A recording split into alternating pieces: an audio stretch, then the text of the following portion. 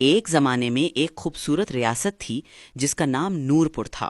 وہاں ایک نہایت خوبصورت اور رحم دل شہزادی عروسا رہتی تھی۔ شہزادی عروسا نہ صرف خوبصورت بلکہ نیک دل بھی تھیں اور ریاست کے سب لوگ اسے بہت پسند کرتے تھے۔ شہزادی عروسا کی ایک بہت اچھی بچپن کی دوست بھی تھیں، سارا۔ پوری ریاست میں ان کی دوستی مشہور تھی۔ دونوں ہمیشہ ساتھ رہتی تھیں اور ہر لمحہ اکٹھے گزارتی تھیں۔ شہزادی عروسا سارا سے دل سے پیار کرتی تھی، لیکن اسے یہ معلوم نہیں تھا کہ سارا دل ہی دل میں اس کی خوبصورتی اور شہرت سے جلتی تھی اور اسے حسد ہوتا تھا۔ ایک دن شہزادی عروسا باغ میں پھول توڑ رہی تھی، تبھی ایک خوبصورت اور نیک دل شہزادہ وہاں سے گزرا۔ جیسے ہی اس کی نظر شہزادی عروسا پر پڑی، وہ رک گیا اور دل میں سوچنے لگا کہ یہ لڑکی خاص ہے۔ پھر شہزادے نے اپنے سپاہیوں سے پوچھا، یہ کون ہے؟ سپاہیوں نے جواب دیا، یہ ریاست کی شہزادی عروسا ہے میرے شہزادے۔ جیسے ہی شہزادہ کو معلوم ہوا کہ یہ شہزادی عروسا ہیں، وہ خوشی اور دلچسپی سے اس کے قریب آیا۔ شہزادہ نے مسکرا کر کہا، شہزادی عروسا، آپ بہت خوبصورت اور نیک دل ہیں۔ میں نے آپ کے بارے میں بہت سنا تھا، لیکن آج آپ کو دیکھ کر دل خوش ہو گیا۔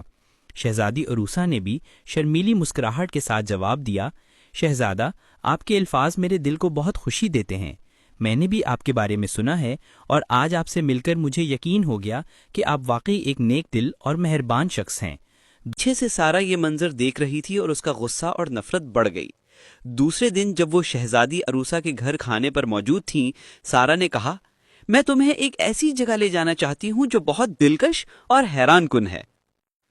شہزادی عروسا خوش اور پرجوش ہو گئی۔ وہ دونوں ایک خوفناک اور سنسان جنگل میں پہنچیں۔ جنگل کے درخت اونچے اور گھنے تھے اور ہلکی روشنی ماحول کو جادوئی بنا رہی تھی۔ شہزادی عروسا کو جنگل میں خوف سا ہونے لگا۔ چلتے چلتے وہ ایک سنسان گھر میں پہنچیں جس کا دروازہ کھلا تھا اور اندر سے روشنی نکل رہی تھی۔ سارا نے کہا، شہزادی، آپ کو اکیلے جانا ہوگا۔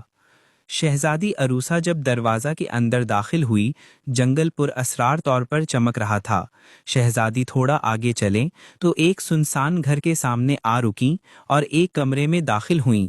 جیسے ہی وہ کمرے کے اندر داخل ہوئیں، سارا نے دروازہ باہر سے بند کر دیا اور کمرہ مکمل طور پر اندھیرے میں چھپ گیا۔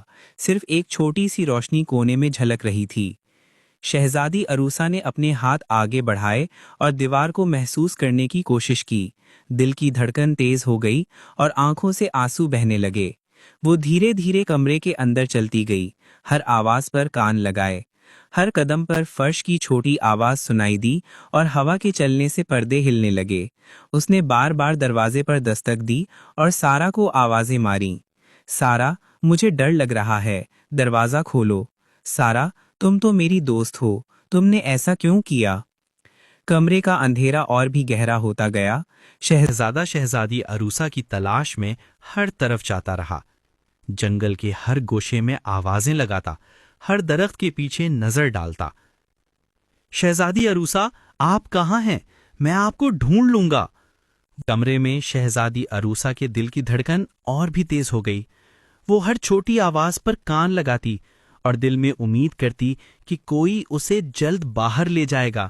شہزادے کے ہر قدم شہزادی کی طرف بڑھ رہے تھے۔ آخرکار شہزادہ گھر کے سامنے آ رکا اور کمرے تک پہنچا اور شہزادی عروسا کو باہر لے آیا۔ دونوں گھوڑے پر سوار ہو کر واپس محل پہنچے اور خوشی خوشی رہنے لگے۔ اور سارا کو اس کے حسد اور نفرت کی سزا دی گئی اور وہ سمجھ گئی کہ دوست کی قدر کرنا ضروری ہے۔